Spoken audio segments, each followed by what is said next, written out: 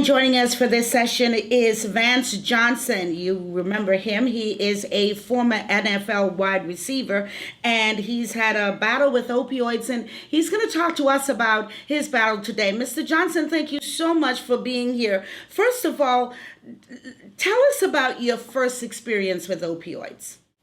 Well, let me say how excited I am to join you. I think this is just so important, especially during these times where we're able to get together, that we have these Zooms and these other ways to just really get the word out there and to continue to educate everyone. And so I'm blessed to be here to share my testimony with you and to offer hope and to share what's really important in my eyes is how important doctors and physicians are, especially during this time where people are struggling and they can't reach out for help, but yet they have someone that cares a lot about them and that knows some ways to show them the way out of the darkness that they're living in. And that's these physicians and doctors. So to start a little bit of my story, before I get into how I really got involved with the opioids and different types of medications, I want to talk about where it all started. Now, when I was a child, to me, I grew up around a lot of trauma. My father was very abusive to my mother. He had a lot of affairs. There was a lot of addiction in my world as a kid. And so to try to get away from it, my job to me was to try to figure out how I was going to make something of myself, because what I grew up around, I didn't want to be like. So I started to just really think that my life and my identity had to be something I had to achieve. So what I did then was I started to watch and focus on sports and working really hard to try to make myself into something, thinking that somehow I would get away from the craziness that I had to grow up around, not knowing that emotionally I was struggling. So as time goes on, I get through junior high school and my sports doing really well. I get through high school. I'm one of the best in the world, actually. In fact, I go over and win the gold medal for the United States of America in the Pan American Games for Junior Olympics. And then all of a sudden I get drafted by the Denver Broncos, second pick in the second round. So I'm thinking to myself, I don't have any drugs in my system. I don't use any drugs. I'm not drinking. I'm not taking any pills. I'm not doing anything. I finally made it. So when I got to Denver, Colorado, I didn't know that once I started to try to cope and deal with things that were happening in my life at that time, that I was going to have to lean on different types of drugs and alcohol and relationships to try to cope with life. Well, it happened. And that's when I started to have injuries during my career. And I would see guys getting these shots. I would see guys taking these pills before the games and during the games.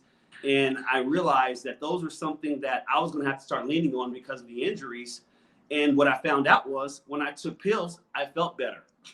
So, and, it was really traumatizing to me to know that whenever I wasn't on the football field, which that was only the edited version that people saw of me, when I was off the field, the only way I dealt with the injuries and I dealt with even my emotions was by taking these opioids to not only get away from the pain that I was feeling because of the injuries, but literally to deal with even the emotional and mental stuff that I was going through at the time, not realizing it was going to lead to an addiction. So, what was your lowest point? What would you say was your lowest point, and what would you say was your rock bottom point? It took a lot of years for me to hit my lowest point because for some reason, being a successful, well-known athlete, people didn't see me as having a problem. And I didn't see myself as having a problem. That was for the people who didn't make it in life. To me, just because I was taking a whole bunch of opioids didn't mean that I wasn't a drug addict, if that makes any sense, And because when I met with doctors during that time with my injuries and the prescriptions that I was able to get, I was taking 15, 20 plus pills a day throughout my career. And even after my career, after 10 years and 3 Super Bowls, the pain didn't go away, not physically and not emotionally. And so I started to lean on those things even more. And that's also when I started taking antidepressants, sleeping medications. I was taking oxys, I was taking codeine and morphine, Vicodin, anything I can get my hands on just to get out of me because I didn't want to feel anymore. Not knowing that when I visited these doctors, sometimes what they would do, because I was a famous athlete, is just prescribe whatever I needed.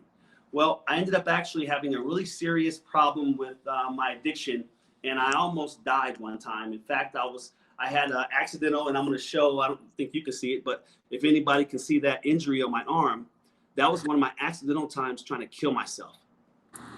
And so I ended up actually ODing. They brought me back and told me, Vance, you may lose your arm because of what you've done to your arm. But I woke up I continued to lean on addiction to use. And finally, one day I called my mother. I was drinking and taking so many different pills and told her I was going to die. She raced over to pick me up, and we went to the hospital. And by the time I got to the door there at the emergency room, I fell on the ground and literally fell into a coma. And so for 28 days, I was in a coma. And at day 24, after they took the respirators out of me, they ended up actually taking them out and watching me. It was my deathbed. And I have a deathbed picture. I'd love to send it to you so you can share that so people can see I'm not just an athlete sitting here trying to inspire people. I'm sitting here using my transformation to help, well, my transparency rather, to help somebody with their transformation. So I hit rock bottom because I was only coping and dealing with the pain that I went through by using. Wow. So this is so fascinating. And I got to thank you again for sharing with everybody who's here. At what point did you say enough is enough? I can't do this anymore. At what point did that light, went off in your head for you? What's really, really interesting is I ended up actually relapsing after I left the hospital from being in that coma. And I met a doctor who, for some reason, this doctor would not give me any more drugs. I wanted opioids so I can cope with what I was dealing with, because to me, I felt like that would make me feel better. But he kept saying no. And I was like, well, dude, what are you talking about, man? I've got injuries from my NFL career. I need some pills so I can not feel what I'm going through. He actually, and this is what I want to share with the people that are watching this, because I know you have a lot of therapists and doctors and physicians that are watching this stream, that you are the key. And I know you care. And because it used to be the front lines with the cops, but for some reason now people don't want to trust cops. If not you, then who? It's a doctor who literally talked me into understanding that I was struggling with a lot more than just taking these pills and stuff, trying to figure out how I was going to get through my life. But it wasn't until I just was driving through a canyon one day and I was screaming and crying out to God, because I'm a man of faith. And I thank Dr. Mark Twardowski for 3 years keeping me off opioids. And then I leaned on different types of alcohol until I just cried out one day and just realized I had to go get help. And so I literally reached out to the NFL, and they paid for me to go to treatment because I was $1 million in debt. And when I went out to treatment, I started to learn about addiction. I started to learn that I was struggling with a lot of underlying issues. And that's what much of this generation, especially right now, is suffering with, is a lot of the trauma that they've gone up in life, and they're leaning on addictions. And so I want to encourage all the physicians that are watching right now to please use that gift that God gave you to save lives. How long have you been clean? I've been clean now for a little over 6.5 years, and I am just so blessed because now I know the whole reason I led the life that I led was so that I could be in this position and on this stream with you today to share hope and let people know that this is your testimony in this life. There's a gift that those doctors have to help save lives, and there's a gift that people that are in recovery have to go out and share their transparency, leading to not only their transformation, but somebody else's. And that's what I'm going to do. In fact, and I'm going to add this in there, I've recently been casted and asked to be one of the main interventionists on the show A&E Intervention. Wow. Well, sir, I'm going to ask you, because every single one of us possibly knows somebody that has an addiction. And I personally know within my own family that, that's struggling, with addiction. What do you say?